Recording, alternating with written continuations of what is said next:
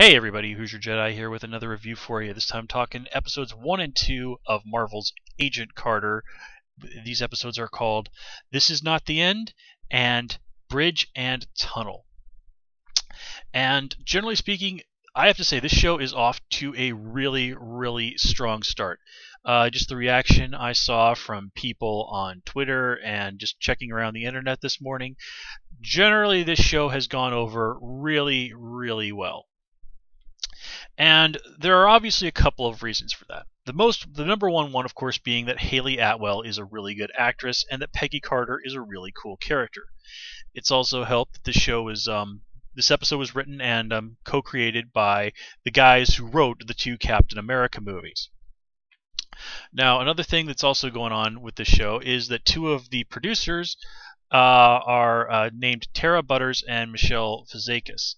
And one of the things that this show has very strongly been praised for online is just how really well it's doing with female characters. And unsurprisingly, if you actually have two women as producers on the show, that's probably going to be a big help. And if you even notice the credits really carefully, you notice that those two ladies' production company even has its own little card. It's also interesting to note, and I saw an interview with them yesterday, that Miss Butters is married to Mark Guggenheim, who is one of the main guys behind Arrow and The Flash over on the CW, and an experienced comic book writer in his own right. So it's sort of cool to think that these two people are just sort of bouncing ideas off each other at home, subtly influencing each other's shows. And, Arrow, in my book, has actually done quite well in terms of how it's done for female characters. Of course, Arrow's also had the benefit of having quite a lot of female writers. There were a lot of episodes of that show that were either co-written between a male and a female writer, or were just straight up written by female writers. But anyway, getting back to Agent Carter itself. Again, I'm really pleased by just how happy people seem to be responding to a female-led action show. I mean, a lot of people have basically even said that this is sort of like Alias in the 1940s. Well, I never really watched Alias. I just wasn't into the show at the time it was on. But I gotta say, I'm really liking this show. So let's just kind of get right into things. And of course, being the title character, our centerpiece of everything is Peggy Carter herself. And they start things off by, of course, reminding everybody of who she is and her connection to Captain America. And it's been a year since Steve went into the ocean. And obviously that's still really weighing pretty heavily on Peggy. And I really like how that it is eventually addressed by Jarvis when he ultimately says to her that, Captain America needed people like Howard and Peggy to help him, and now Peggy needs other people to help her. Steve is gone, but he's still an enormous presence in her life. I mean, their last words that he spoke before, basically, as far as Peggy's concerned, that he died, were to her. So, she's lost somebody who is extraordinarily dear to her. Probably the bravest and most noble person that she's ever met. And I like how Steve really does continue to sort of serve as an inspiration to her. His memory a source of strength. It showed that even though Captain America was gone, his legacy and what he meant to other people, even if it was just, the patriotic side, but the radio show, still means something to people. Of course, it means a lot more to people like Howard and Peggy, who were close to him. Which, of course, makes the whole situation at her office really a bitter pill to swallow, where people are even making jokes about the fact that she only has her position within the SSR because she was Captain America's girlfriend. And then they're even taking this next step further, implying that maybe she was sleeping with other people in order to get where she is. Which, of course, is a real slap in the face to Peggy, because she was a pretty high-ranking person in the British intelligence before she even met Captain America. She was somebody who had a heck of a resume before she ever laid eyes on Steve Rogers. And now these people are all just sort of treating her like, oh yeah, she's there because she's like some dead hero's girlfriend and might have been slutting it up on the side.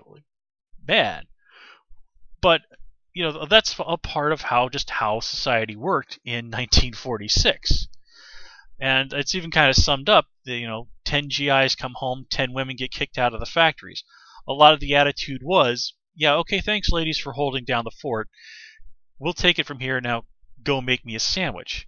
Unsurprisingly, a lot of the women at the time didn't take that particularly well, and this is really where a lot of the women's movement kind of started getting seated. Now, of course, there was stuff going on with women well before that, like the suffragettes and all of that.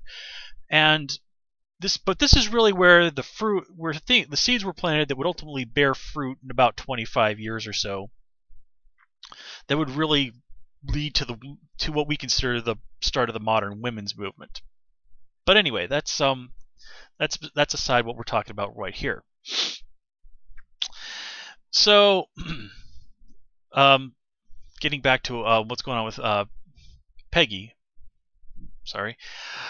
It's really not so surprising that despite having her issues with Howard, when he comes to her for help, he knows, and he's basically the only person that knows just how good she is and really respects her for it. Yeah, Howard's kind of a jerk, but he's not a bad guy. And again, he's basically the only person in the world who's willing to give Peggy the credit that she deserves. The only person, now that Steve is gone, who really has complete faith in her. So again, it's really no surprise that Peggy is willing to jump in there and really just go out there and help Howard, because at the end of the day, he's her friend, and he is indeed innocent of these things.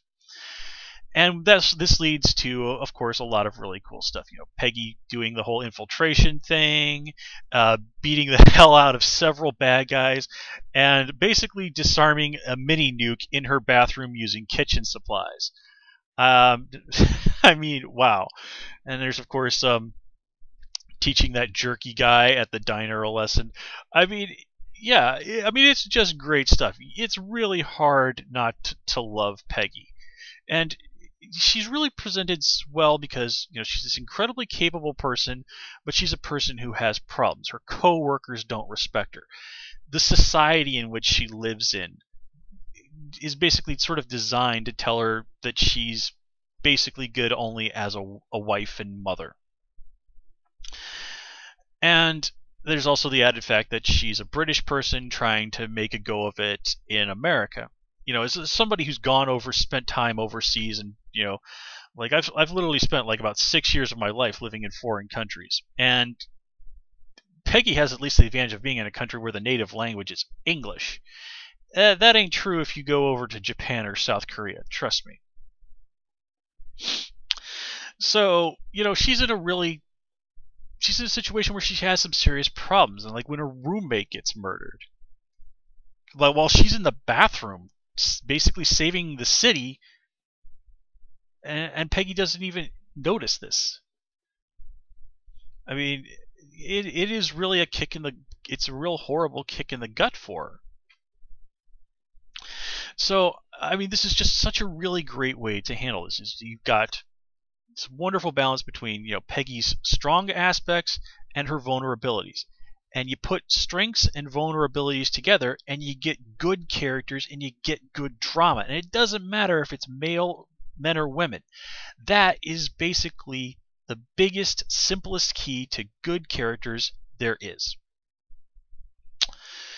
And I kind of think that covers mostly what I had to say about Peggy as a character. Now the guys at her office, like I'm still getting these guys named down. I think like the jerk dude is Thomas or Thompson, who just for fun I'm going to pretend is an ancestor of Flash Thompson from Spider-Man. And then there is Rooney, whatever. And then there's Sousa, who's the disabled guy who seems to be fairly reasonably, who's basically the only person in the office who's nice to Peggy. And that's not understandable. I mean, he's also a war veteran, and because of what happened to his leg, he is viewed as lesser by everybody, the other dudes in the office. He's just sitting there thinking like, hey, I'm just as capable of you guys. Why are you giving me this crap? And he sees that Peggy also kind of feels similar to how he does. So it's not really surprising that he's nicer towards her, which is totally why I'm hoping that he turns out to be like an undercover evil agent, just because that would be such an awesome gut punch. But anyway, let's see, what else do we have? But again, those guys really have not been terribly well fleshed out, just behind the fact that Thompson seems to be a big jerk. The boss guy is a little bit more reasonable. Like when Peggy points out when they're checking those guys for Vita rays, which is a nice little nod to Captain America. It's like, hey, we should check these guys' clothes. I mean, he even says to her, hey, that's good thinking. It is nice to know that, yeah, the boss might be a little bit of a traditionalist, but he is willing to give Peggy a compliment when a compliment is due. So let's see. Nothing particular to say about the bad guys we saw this episode. I mean, I don't think that they even really had much in the way of even proper names. But anyway, so Leviathan is a kind of a big question mark. It's sort of referred to, if you listen to what people say in the character in the episode, as a person, but just given the name, you can't help but wonder, well, is this Hydra? Well, that's the thing that makes the most sense, of course. We know that Hydra is ultimately going to infiltrate S.H.I.E.L.D. and rebuild from within, using S.H.I.E.L.D.'s resources and recruiting S.H.I.E.L.D. people. But of course, S.H.I.E.L.D. doesn't exist yet. The SSR is its precursor. So it's a little hard to tell. I mean, I actually think it would be kind of interesting if Leviathan was someone or something else, and then Hydra kind of comes in a little bit later. Remember, it would have only been about a year since Hydra had its guts ripped out with the death of the Red Skull and all of that. On the other hand, that does also mean that there'd be plenty of Hydra agents who hadn't been quite swept up yet. So, anyway, moving on. Not a huge amount in particular to say about Howard Stark these episodes.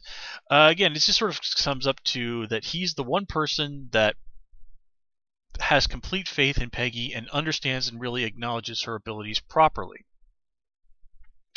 And also, we need to keep in mind that, assuming that Tony Stark is somewhere in the same age range as Robert Downey Jr., Tony isn't going to be born for at least another 20 years. Robert Downey Jr. and I did check on this, was born in 1968. So odds are Howard has not even met Maria Stark. And honestly, if you sort of do the math on that whole Tony won't be born for 20 years, Maria Stark is probably like a kid at this point. I remember I saw somebody complain, like, why couldn't they have had a scene with like Maria Stark helping Howard build something in Captain America 2? Well, okay, if that had that, Maria would have had to have been an adult, and again, operating under the assumption that Tony Stark was probably born sometime in the late 1960s.